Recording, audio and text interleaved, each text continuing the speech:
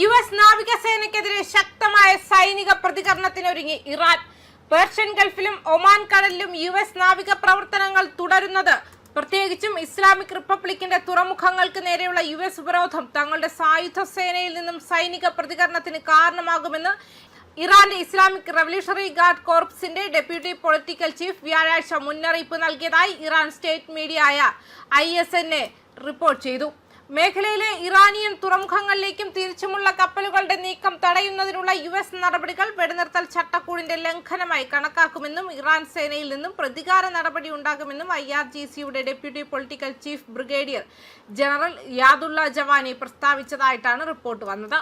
Persian ഗൾഫിലും Oman കടലിലും US നടപടികൾ തുടരുന്നത് വെടിനിർത്തൽ ലംഘനമാവുകയും സായുധ സേനയിൽ നിന്നും പ്രതികരണത്തിന് കാരണമാവുകയും ചെയ്യുമെന്നും ജവാനി പറഞ്ഞു. ഇറാനെതിരെ നാവിക ഉപരോധം ഏർപ്പെടുത്താനുള്ള യുഎസ് പ്രസിഡന്റ് ഡൊണാൾഡ് ട്രംപിന്റെ നീക്കം തുടരില്ലെന്ന് അദ്ദേഹം പറഞ്ഞു.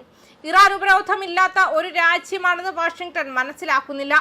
ട്രംപ് ഇറാനെതിരെ നാവിക ഉപരോധം ഏർപ്പെടുത്തിയിട്ടുണ്ട്. പക്ഷേ ഇറാൻ ഉപരോധം ഏർപ്പെടുത്താത്ത ഒരു രാജ്യമാണെന്ന് അദ്ദേഹത്തിന് മനസ്സിലാകുന്നില്ലെന്നും അദ്ദേഹം പറഞ്ഞതായി വ്യക്തമാക്കിയിട്ടുണ്ട്.